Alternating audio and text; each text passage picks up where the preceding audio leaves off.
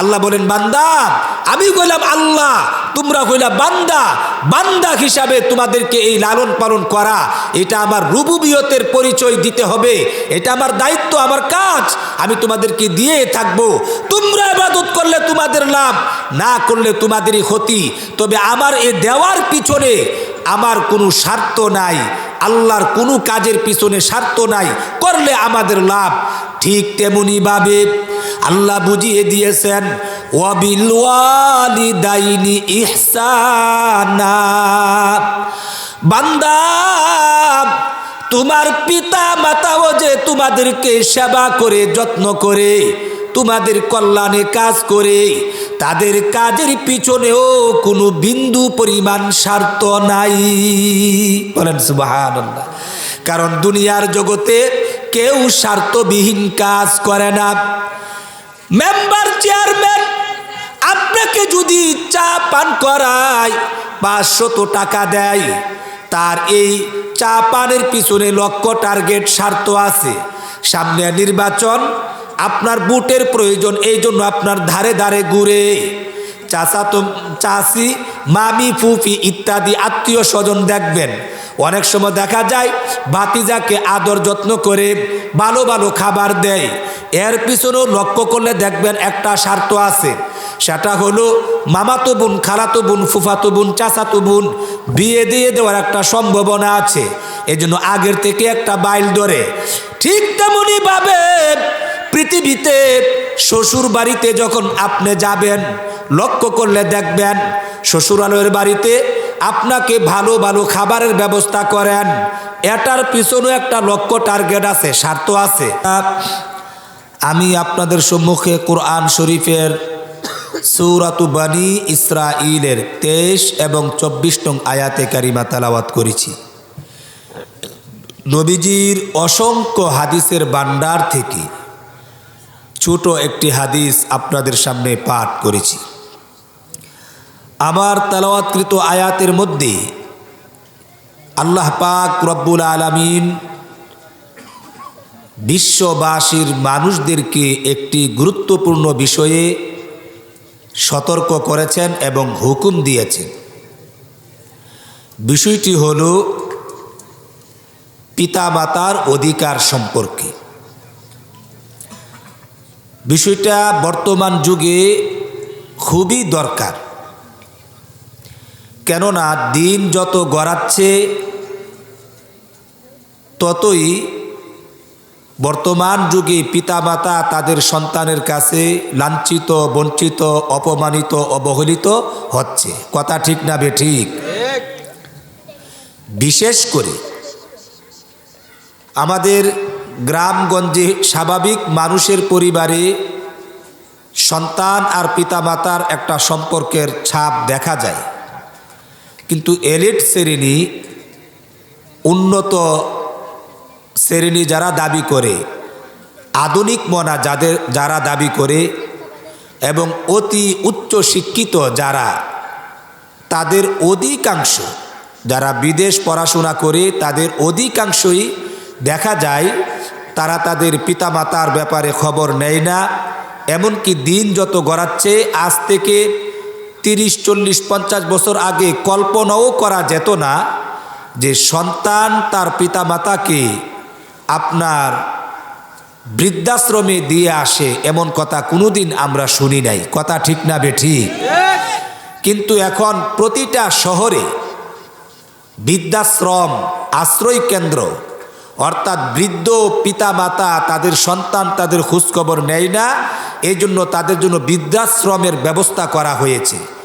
এই জিনিসগুলোর অস্তিত্বটাই প্রমাণ বহন করে দিন যত গড়াচ্ছে ততই পিতা মাতা বর্তমান যুগের সন্তানদের কাছে লাঞ্ছিত, বঞ্চিত অনেক জায়গায় কি হচ্ছে। কথা ঠিক না বেঠিক?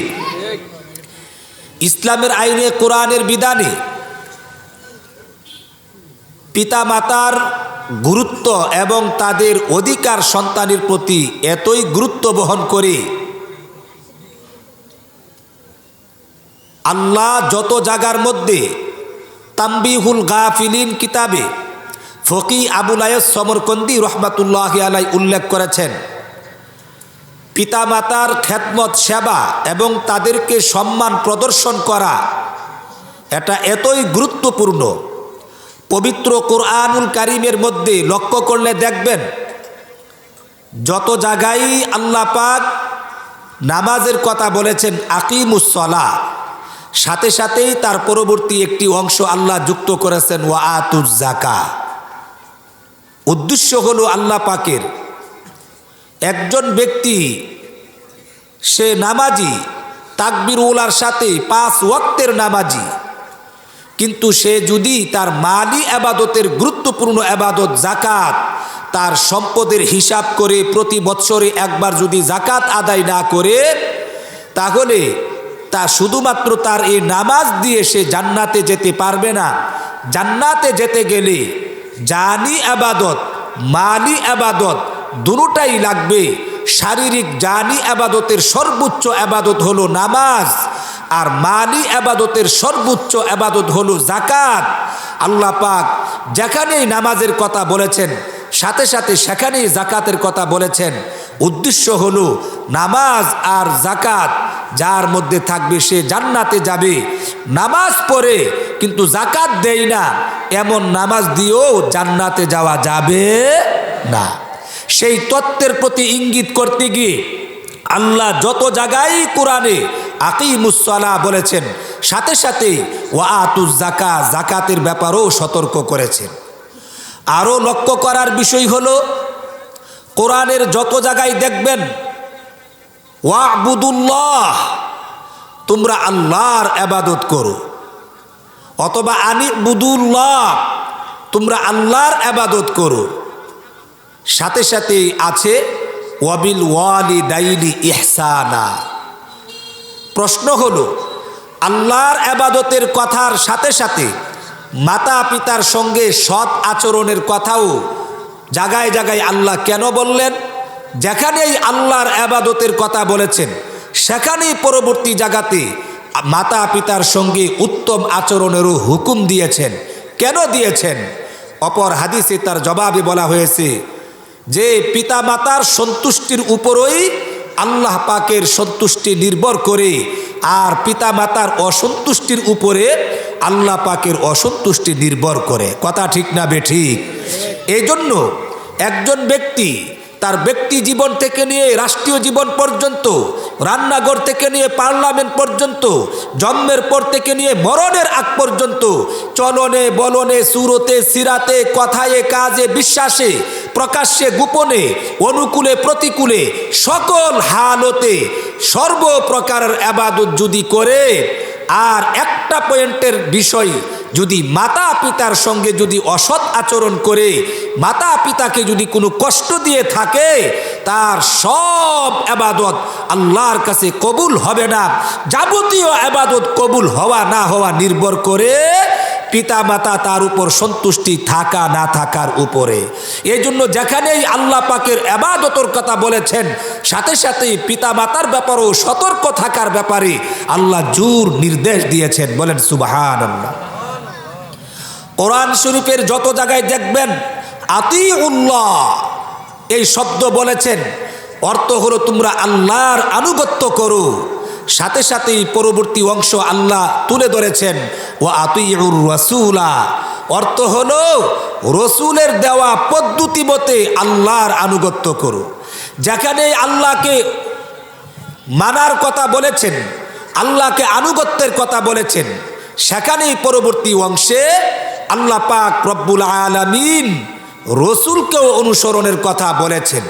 উদ্দেশ্য হলো আল্লাহ পাকের সবক দেওয়া যে তুমি যে আল্লাহকে মানবে অনুসরণ করবে, তুমি মন গড়াভাবে আল্লাহর আনুগত্য করলে হবে না। ও আতিউর রাসূলা রসুলের দেওয়া পদ্ধতি মতে আল্লাহর আনুগত্য করতে হবে। অতএব তোমার কোন জিনিসটা আল্লাহর আনুগত্য হবে, কোনটা ইবাদত হবে, কোনটা ইবাদত হবে না, সেটা নির্ভর করবে রসুলের দেওয়া পদ্ধতি মতে আল্লাহর আনুগত্য করা না করার উপরে। সেই তত্ত্বের প্রতি ইঙ্গিত করতে গিয়ে যেখানেই আল্লাহ বলেছেন আতিউল্লাহ, সাথে সাথে বলেছেন ওয়া আতিউর রাসূলা। বলেন সুবহানাল্লাহ। আমার ভাইয়েরা, ঠিক তেমনি ভাবে আমার তেলাওয়াতকৃত আয়াতের মধ্যে আল্লাহ বলেন, ওয়াকাদা রব্বুকা আল্লা তা'বুদু ইল্লা ইয়্যাহ। আল্লাহ বলেন, কাদা রব্বুকা, তোমার রব সিদ্ধান্ত দিয়েছেন, আল্লা তা'বুদু ইল্লা ইয়্যাহ, তোমরা কেবলমাত্র শুধুমাত্র আল্লাহর ইবাদত করবে। ওয়াবিল ওয়ালিদাইনি ইহসানা, আর মাতা পিতার সঙ্গে সৎ আচরণ করবে। আমার ভাইয়েরা, বুঝার বিষয় হলো আল্লাহ পাক রব্বুল আলামিন বলেছেন কাদা রব্বুকা, তোমার রবের সিদ্ধান্ত। এবার এই আয়াতের তাফসীর বুঝা আমাদের দরকার। রব কাকে বলে? রব বলা হয় যিনি মানুষকে সৃষ্টি করেন, যিনি মানুষের রিজিকের ব্যবস্থা করেন, যিনি মানুষকে প্রয়োজন অনুপাতে লালন পালন করেন। বুঝে থাকলে বলুন, আমাদেরকে সৃষ্টি করেছেন কে? আল্লাহ পাক রব্বুল আলামিন বলেন, ও দুনিয়ার মানুষ, এই পৃথিবীতে তোমরা আসো নাই, আমি আল্লাহ তোমাদেরকে পাঠিয়েছি। কেউ ইচ্ছা করে আসতে পারে নাই, দুনিয়াতে কেউ ইচ্ছা করে আসতে পারে না। আল্লাহ আরেক আয়াতের মধ্যে বলেছেন, ইয়াহাবু লিমান ইয়াশাউ ইনাসা, যাকে ইচ্ছা তাকে তিনি শুধুমাত্র মেয়ে সন্তান দান করেন। ওয়ায়াহাবু লিমান ইয়াশাউ যুকুর, যাকে ইচ্ছা তাকে তিনি শুধুমাত্র ছেলে সন্তান দান করেন। ওয়ায়াজআলু মান ইয়াশাউ আকিমা, আর যাকে ইচ্ছা তাকে তিনি ছেলেও দেন না, মেয়েও দেন না। আউ ইউযাউযুহুম যুকরানা ওয়া ইনাসা, আর যাকে ইচ্ছা তাকে তিনি ছেলেও দান করেন, মেয়েও দান করেন। বুঝে থাকলে বলুন, ছেলে দেওয়ার মালিক কে? মেয়ে দেওয়ার মালিক কে? ছেলে মেয়ে উভয়টা দেওয়ার মালিক কে? ছেলে মেয়ে কিছুই না দিয়ে বন্দা বানাইয়া ঘরের মধ্যে আবদ্ধ করা রাখার মালিক কে? তাহলে আল্লাহ বলেন, বান্দারে খুব লক্ষ্য করে তোমরা দেখো, এই পৃথিবীতে তোমরা আসো নাই, আমি তোমাদেরকে দুনিয়ার মধ্যে এনেছি। কেমনে তোমাদেরকে আমি সৃষ্টি করেছি একটু তোমরা লক্ষ্য করে দেখো। আল্লাহ পাক রব্বুল আলামিন বলেন, ওয়ালাকাদ খালাকনাল ইনসানা মিন সুলালাতিন মিন তিন, আমি তোমাদেরকে মাটির সারাংশ থেকে সৃষ্টি করেছি। এরপরে আল্লাহ বলেন, সুম্মা জাআলনাহু নুতফাতান ফি কারারিম মাকিন, আমি আল্লাহ ওই নাপাক পানিটাকে সুরক্ষিত একটি এরিয়ার মধ্যে রেখে দিয়েছি। সুম্মা খালাকনান নুতফাতা আলাকাতান, আল্লাহ বলেন ওই নাপাক পানিটাকে আমি জমাট রক্ত বানিয়ে দিয়েছি। ফাখালাকনাল আলাকাতা মুদগাতান, জমাট রক্তটাকে আমি আল্লাহ গোশত বানিয়ে দিয়েছি। ফাখালাকনাল মুজগাতা ইজামা, গোশতকে আমি অতঃপর হাড্ডি বানিয়ে দিয়েছি। এবার আল্লাহ বলেন, ফাকাসাউনাল ইজামা লাহমা, আমি তোমাদের হাড্ডির উপরে গোশতের আবরণ দিয়ে অঙ্গ প্রত্যঙ্গ দিয়ে সাজিয়েছি। আল্লাহ বলেন, এই যে কাজগুলি করেছি, প্রথম তুমি নাপাক পানি ছিলে, নাপাক পানিটাকে সুরক্ষিত একটি এরিয়ার মধ্যে আমি স্থাপন করে দিয়েছি, মায়ের পেটের রেহেমের মধ্যে রেখে দিয়েছি। ওই নাপাক পানির মধ্যে 40 দিন কুদরতিভাবে মেকানিজি করার পরে জমাট রক্ত বানিয়ে দিয়েছি। জমাট রক্তের মধ্যে 40 দিন কুদরতিভাবে মেকানিজি করার পরে আমি গোশত বানিয়েছি। গোশতের মধ্যে 40 দিন কুদরতিভাবে মেকানিজি করার পরে হাড্ডি বানিয়েছি। হাড্ডির মধ্যে 40 দিন কুদরতিভাবে মেকানিজি করার পরে অঙ্গ প্রত্যঙ্গ দিয়ে সাজিয়েছি। আল্লাহ বলেন, বান্দারে এই কাজগুলো আমি কোথায় করেছি? ইয়াখলুকুকুম ফি বুতুনি উম্মাহাতিকুম, তোমাদের মায়ের পেটের ভিতরে কাজগুলো করেছি। কেমনে করেছি? আল্লাহ বলেন, খালকাম মিন বাদি খালকিন, সৃষ্টির পরে সৃষ্টি করে ধাপে ধাপে পর্যায়ক্রমে এইভাবে পরিবর্তন করে সৃষ্টি করেছি। কোথায় করেছি? আল্লাহ জবাবে বলেন, ফি জুলুমাতিন সালাস, আমি 3টি অন্ধকারের ভিতরে করেছি। একটা হলো মায়ের পেটের চামড়ার অন্ধকার, আরেকটি হলো মায়ের পেটের গোশতের অন্ধকার, আরেকটি হলো মায়ের পেটের গোশতের ভিতরে জরায়ুর বিশেষ পর্দার অন্ধকার। আল্লাহ বলেন, অন্ধকার অন্ধকার 3টি অন্ধকারের ভিতরে সৃষ্টির পরে সৃষ্টি করে ধাপে ধাপে পর্যায়ক্রমে এইভাবে পরিবর্তনের মাধ্যমে আমি আল্লাহ তোমাদের মায়ের পেটের ভিতরে এমনইভাবে সৃষ্টি করেছি। বলেন সুবহানাল্লাহ। তাহলে আমি বুঝাইতে চাইলাম, রবের পরিচয় দিতেছিলাম। রব বলা হয় যিনি সৃষ্টি করেন। এবার বলেন, আমাদেরকে এইভাবে সৃষ্টি করেছেন কে? আমার ভাইরা, রব বলা হয় যিনি রিজিকের ব্যবস্থা করেন। এবার বলেন, তামাম পৃথিবীর সকল মখলুকাত সহ আমাদেরকে সহ রিজিকের ব্যবস্থা করেন কে? আমার ভাইরা, কেমনে বললে বুঝবেন?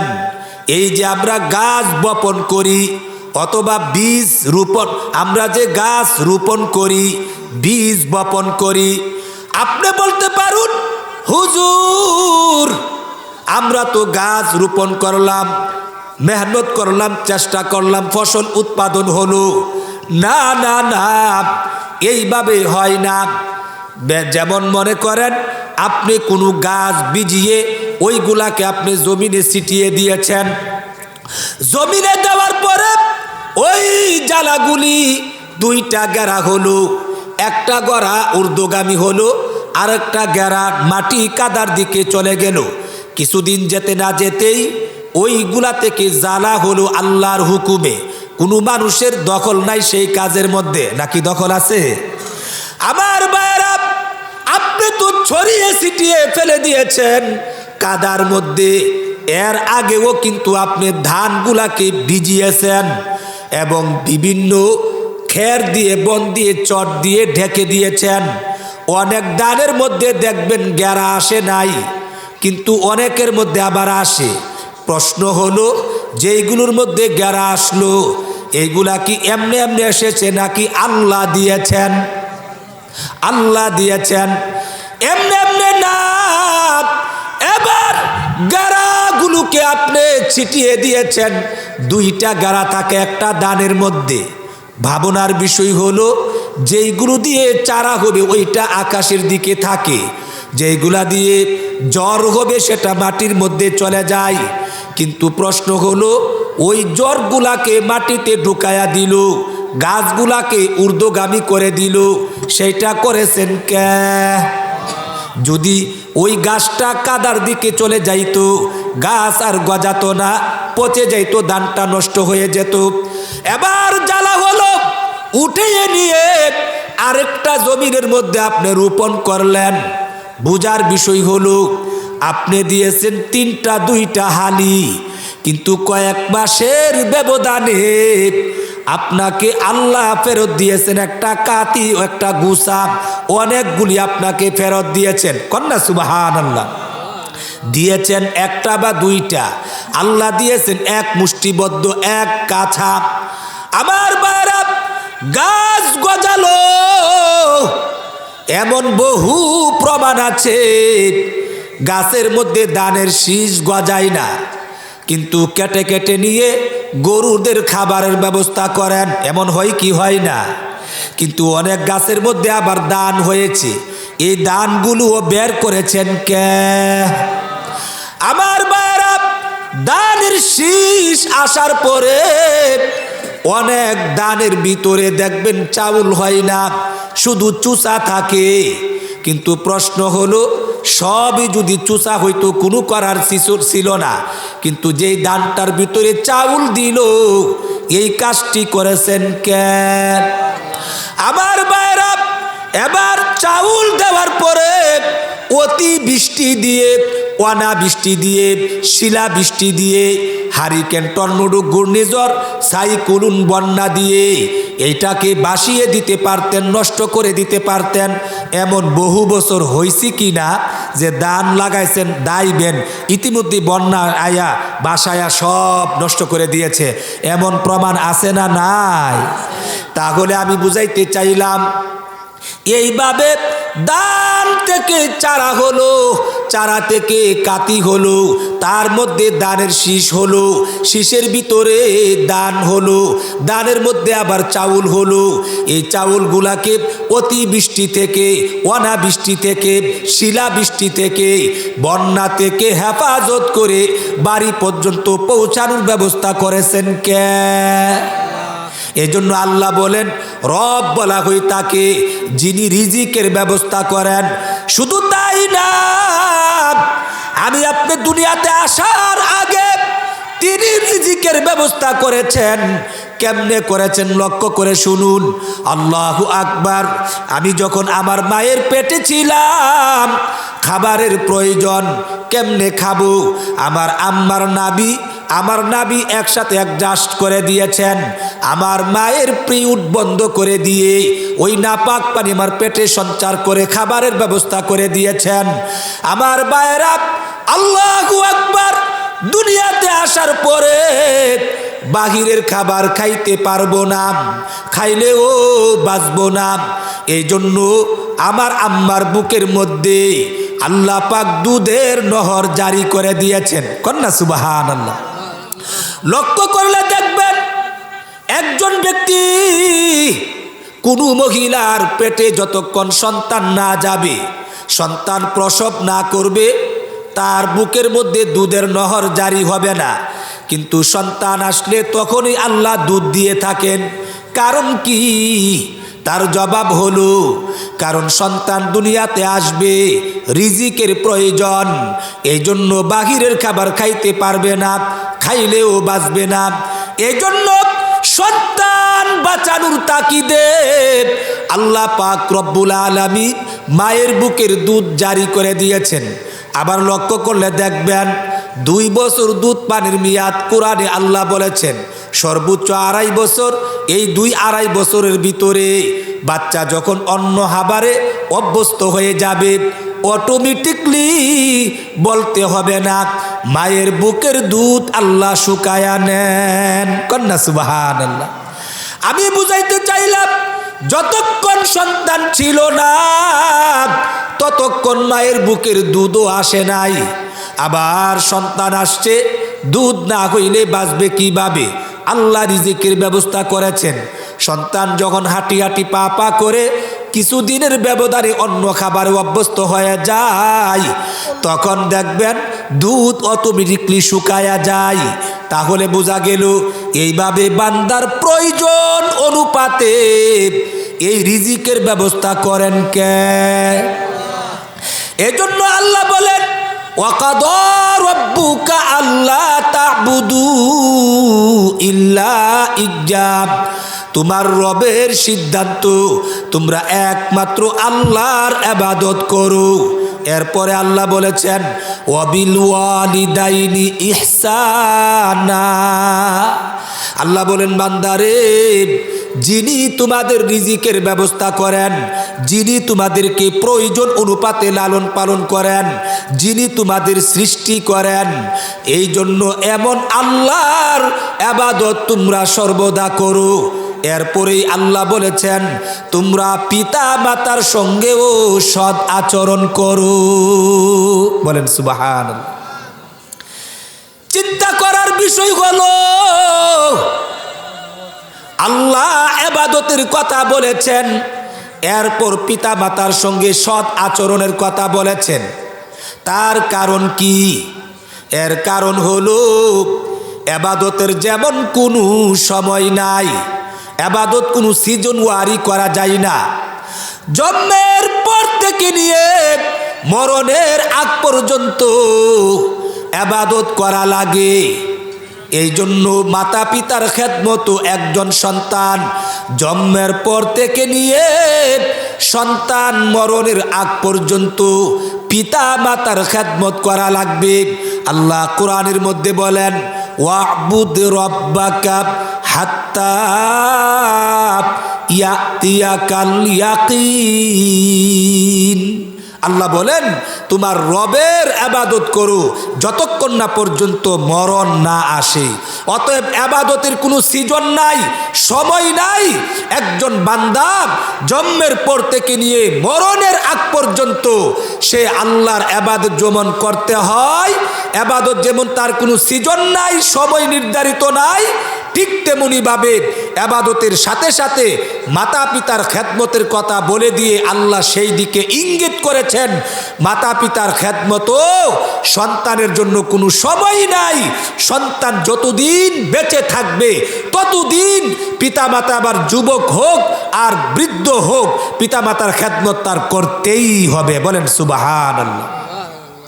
আমাদের সমাজে পিতা মাতা যুবক হলে, চাকরি করতে পারলে, হাড়ভাঙ্গা পরিশ্রম করতে পারলে এমন সময়ে পিতা মাতার খেদমতের প্রয়োজনীয়তা অনুভব করে না। বৃদ্ধ হইলে হয়তোবা অনেকে অনুভব করে। আল্লাহ এই প্রশ্নের জবাবে বলেন, না, পিতা মাতার খেদমতের জন্য কোনো সময় নির্ধারিত না। সন্তান যতক্ষণ জীবিত থাকবে ততক্ষণ পর্যন্ত পিতা মাতার খেদমত করতেই হবে। এবার পিতা মাতা জীবিত থাকলেও তার খেদমত পাও না, পিতা মাতা মরে গেলেও কবরে থেকে থেকেও কিছু কিছু খেদমত সন্তানের কাছে পাও না। বলেন সুবহানাল্লাহ। আমি সামনে বলবো আপনাদেরকে খেদমতগুলি কি। আমার ভাইয়েরা, আল্লাহ ইবাদতের কথা বলেছেন, সাথে সাথে পিতা মাতার খেদমতের কথাও বলেছেন। কেন বলেছেন তার দ্বিতীয় জবাব তাফসীরের কিতাবে উল্লেখ করা হয়েছে। আল্লাহর ইবাদত আমরা যে করি এটা আল্লাহর কোনো উপকার না, এটা আমাদের নিজেদেরই উপকার। কারণ আল্লাহর দেওয়া জমিনে বসবাস করি, আল্লাহর দেওয়া রিজিক ভক্ষণ করি, আল্লাহর দেওয়া সূর্যের আলো গ্রহণ করি, আল্লাহর দেওয়া বাতাস গ্রহণ করি। যুক্তিয়ে বলে আল্লাহর গোলামি করা এটাই নিয়ম। কিন্তু আমরা আল্লাহর নাফরমানি করি। যদি আল্লাহ আমাদেরকে ধরতেন আযাব গজব দিয়ে ধ্বংস করে দিতে পারতেন। কিন্তু আমাদের ইবাদতের দ্বারা আল্লাহর কোনো লাভও নাই, লসও নাই, উপকারও হয় না, ক্ষতিও হয় না। কিন্তু আমরা ইবাদত করলে আমাদের নিজেদের লাভ। এই জন্য আল্লাহ বলেন, আমি যে রিজিকের ব্যবস্থা করি, প্রয়োজন অনুপাতে লালন পালন করি, আমি যে তোমাদেরকে সৃষ্টি করেছি, এর পিছনে আমার কোনো স্বার্থ নাই, আমার কোনো উদ্দেশ্য নাই। আমি স্বার্থহীনভাবে মানুষদেরকে এই রিজিকের ব্যবস্থা করি। ও আমার ভাইয়েরা, যুক্তিয়ে বলে আল্লাহর এত নাজ নিয়ামতে আমরা ডুবন্ত, আল্লাহর হুকুম মানি না, আল্লাহ গজব দিয়ে ধ্বংস করে দেওয়ার কথা, এটা হলো যুক্তিয়ে বলে। কিন্তু আল্লাহ করেন না কেন?